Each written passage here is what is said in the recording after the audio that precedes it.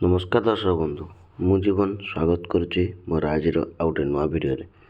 ତ ଦର୍ଶକ ବନ୍ଧୁ, ଆଜି ଆପଣଙ୍କ ପାଇଁ ବହୁତ ବଡ଼ ଖବର କି ଆଜି ହେଉଛି ଆମର ଓଡ଼ିଶା ବନ୍ଦ।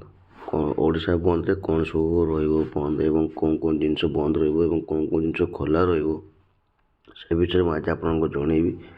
ଯଦି ଭିଡ଼ିଓଟି ଭଲ ଲାଗୁଛି ତ ଭିଡ଼ିଓକୁ ଲାଇକ୍ କରି ଚ୍ୟାନେଲଟିକୁ ସବସ୍କ୍ରାଇବ୍ କରିବା ପାଇଁ ଜମା ବି ଭୁଲନ୍ତୁନି। ତ ଦର୍ଶକ ବନ୍ଧୁ, ଆପଣ ଜାଣିଛନ୍ତି କି ବର୍ତ୍ତମାନ ଓଡ଼ିଶା ଚାଷୀ ଯେହେତୁ ଧାନ କିଣା ବିକା ଉପରେ ବହୁତ କଟକଣା ଲାଗିଛି, ଯାହାକି ଧାନର କଟନୀ ଛଟନୀ ଏବଂ ବହୁତ ଜାଗା ଧାନ ମଣ୍ଡିରେ ଧାନ ଖୋଲା ହେଇପାରୁନି। ତା ପାଇଁ ଆଜି ଓଡ଼ିଶା ଷ୍ଟ୍ରାଇକ୍ କରିବା ପାଇଁ ଯାଉଛି, ଯାହାକି ଆମର କଂଗ୍ରେସ ସମର୍ଥନ ମଧ୍ୟ କରୁଛି। ଠିକ୍ ଅଛି। ତ ବର୍ତ୍ତମାନ ଯୁଗରେ ଦେଖିବା ପାଇଁ ଗଲେ ଚାଷୀ ହେଉଛି ମାନେ ସବୁ କ୍ଷେତ୍ରରେ ମୂଳ। ଯଦି ଗୋଟେ ଅଲଗା କୌଣସି ଫିଲ୍ମ ଷ୍ଟାର୍ ମରିଯାଉଛି, ଦେଖିବା ତାଙ୍କ ପାଇଁ କହୁଥିବ ହଁ କେତେ କ'ଣ ଅଛି କି ଇଏ ଆମର ଭଲ ଥିଲା, ଇଏ ଆମର ଖରାପ ଥିଲା, ତ ସେଥିପାଇଁ ତାଙ୍କ ପାଇଁ ସବୁ କେତେ ଦୁଃଖ କରୁଛନ୍ତି। କିନ୍ତୁ ଚାଷୀ ଯଦି ଗୋଟେ ମରିଯିବ ତ ସେଟା ଗୋଟେ କିଛି ନାହିଁ, ହଁ ଚାଷୀ ଥିଲା ସିଏ ମରିଗଲା। ତେଣୁ ଗୋଟେ ଫିଲ୍ମ ଷ୍ଟାର୍ ପରେ ଯେତିକି ଉପାଧି ଦିଆଯାଉଛି, ତ ଚାଷୀ ସେଥିପାଇଁ ଉପାଧି କ'ଣ ପାଇଁ ଦିଆଯାଉନି?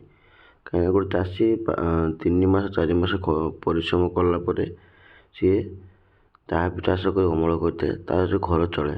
ବହୁତ କଷ୍ଟରେ ବହୁତ ପରିଶ୍ରମରେ ଆମ ଚାଷ କରେ। ଓଡ଼ିଶା ହେଉଛି ଏକ ଚାଷୀ ପ୍ରଧାନ ଦେଶ। ମାନେ ସମସ୍ତ ପରିଶ୍ରମ କରି ସେ ଗୋଟେ ଯାହା ବି କିଛି ପଇସା ଇନକମ୍ କରେ କିମ୍ବା ଯାହା ବି କିଛି ଖାଦ୍ୟ ଇନକମ୍ କରେ ତା ବର୍ଷରେ ପରିବାର ଚଳାଏ।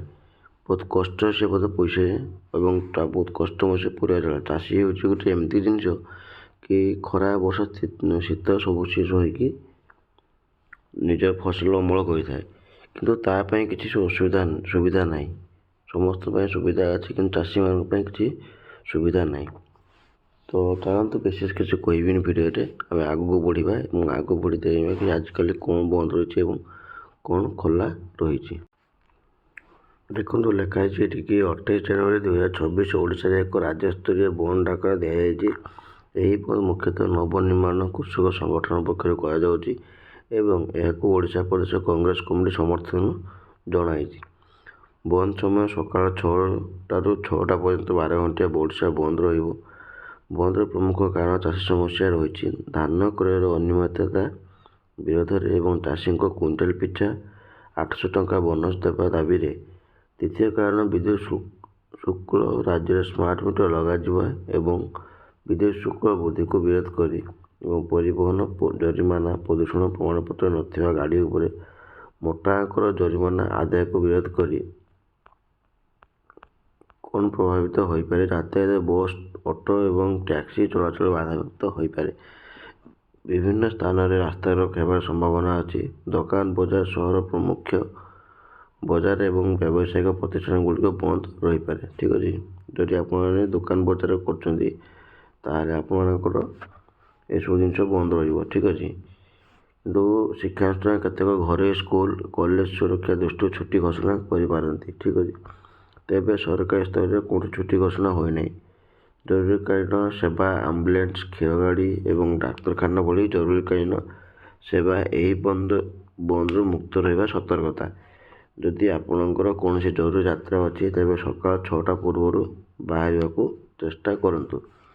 ତ ସଫାସଫା ଭାବେ ଲେଖା ହେଇଛି, ଯଦି ଆପଣମାନେ ଏହି ଷ୍ଟ୍ରାଇକ୍ରେ ଅନ୍ତର୍ଭୁକ୍ତ ହେଉଛନ୍ତି ଏବଂ ଯଦି ଆପଣଙ୍କ କିଛି ଜରୁରୀକାଳୀନ କାମ ଥାଏ ତାହେଲେ ଆପଣମାନେ ସକାଳ 6ଟା ପୂର୍ବରୁ ଆପଣମାନେ ବାହାରି ଯାଆନ୍ତୁ। ଏବଂ ଯଦି କିଛି ଆପଣଙ୍କର ସେମିତି ମାନେ ଇମର୍ଜେନ୍ସି କାମ ଥାଏ ତ ଯାହାକି ଆପଣଙ୍କୁ ମୁଁ କହିଲି କି କେଉଁ ଜିନିଷ ସୁବିଧା ଅଛି ଏବଂ କେଉଁ ଜିନିଷ ଆପଣ ଅସୁବିଧାର ସମ୍ମୁଖୀନ ହୋଇପାରିବେ, ତ ସେ ବିଷୟରେ ମୁଁ ଆପଣଙ୍କୁ ଡିଟେଲ୍ସ ଭାବରେ ଜଣାଇଦେଲି।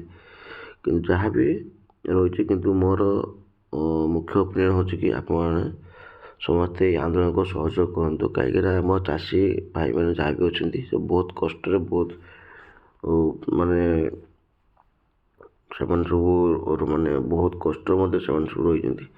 ତ ଏହି ଆନ୍ଦୋଳନକୁ ସହଯୋଗ କରି ଆନ୍ଦୋଳନଟିକୁ ଆଗକୁ ବଢ଼ାନ୍ତୁ ଏବଂ ଏସବୁ ଜିନିଷ ସରକାରଙ୍କ ପାଖରେ ଗୋଟେ ଭଲ ଭାବେ ସଲ୍ୟୁସନ୍ ଗୋଟେ ବାହାରୁ।